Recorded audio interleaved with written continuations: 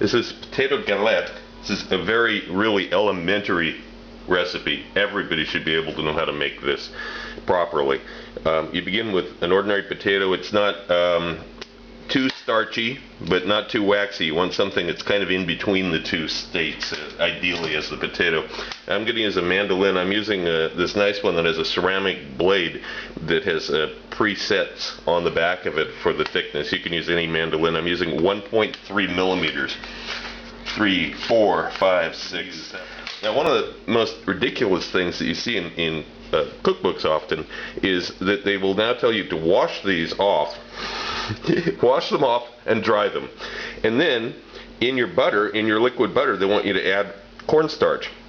This is one of the most unbelievably stupid things in cooking ever. What do you think's on these potatoes to begin with? It's already got starch on it, so why are you going to wash it off and then dry them and then put them in starch? Just use them the way they are. It's fast, it's easy, it works better. It's actually better than washing them and putting starch on them.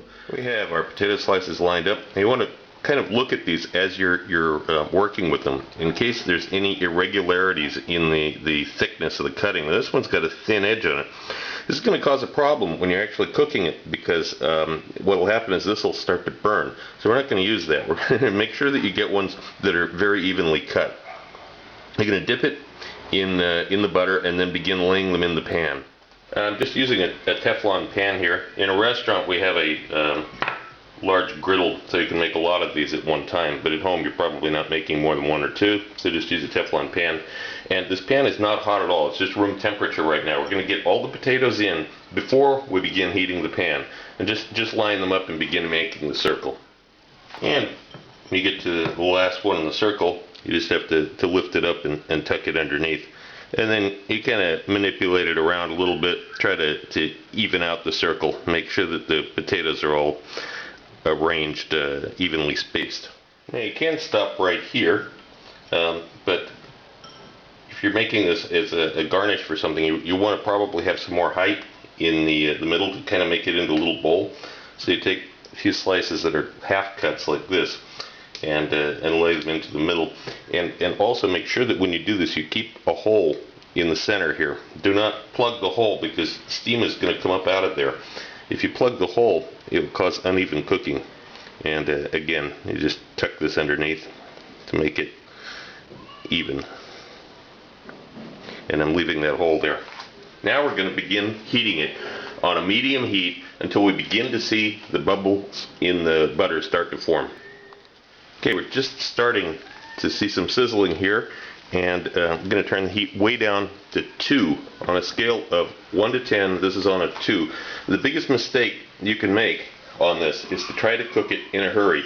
You cannot make this crispy and golden and delicious by cranking up the heat and trying to get it done. All you'll get is browned potatoes on the outside. They'll still be completely raw inside.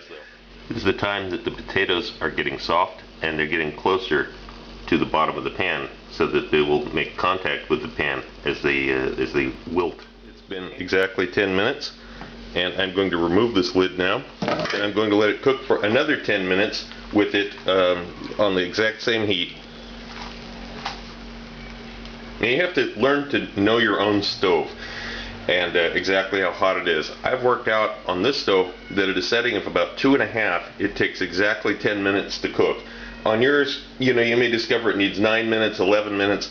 Shoot for a setting that makes it take about 10 minutes. And after 10 more minutes, you can see that it is still, there's no actual browning or crisping taking place. That's good. That's what you want. Now we're going to put the lid back on again for another 5 minutes. This is a tedious process, but if you want it to be really good, that's what it takes. Yeah, it's been 5 minutes again. As you can see, a lot of moisture has developed with these potatoes again. There's the timer for the 5 minutes. Now we're going to pull this off. Now this is the point where you're going to have to use some judgment. There's no exact time here, but as you can see, you've got, because it'll vary from potato to potato. These are starting to stick together, but they're not a single sheet yet. And you're going to need to dry these out at a low temperature now, and until they're cohesive, until they're a solid unit, and that maybe take another 5 minutes. You'll finish the browning too. And this is where technique is going to come into play. You have to kind of feel around, look underneath it. Is it crispy brown? No, it isn't. It's moving together here, but it's certainly the potatoes will move away from each other if you try. So it's not quite ready yet. It needs just a little bit more. You want it to get that crispy golden surface on the bottom, and then it'll stick together as a solid unit. And also, if you're having problems with it, if you see for some reason or another, usually because you didn't use the right kind of potato, it just doesn't want to be one cohesive piece, you can take a pan lid and set down on top of it and for a minute or so, and this will help firm it up. This will help stick all the pieces together. Don't try to finish it up though with the pan lid, because remember, when that pan's on there, there's no steam escaping. If there's no steam escaping, it's not going to dry out. And it has to be dried out in order to be able to be turned as a single piece. This is getting very close.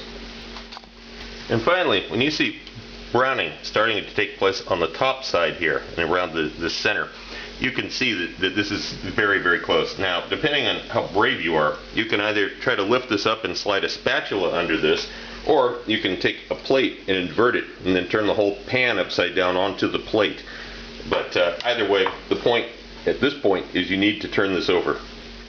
I'm going to slide it back into the pan off of the plate and let it cook for maybe like 1 more minute. It's basically cooked now. We're just crisping up the backside, and it's one solid unit now. Now we can just slide it from here onto a plate.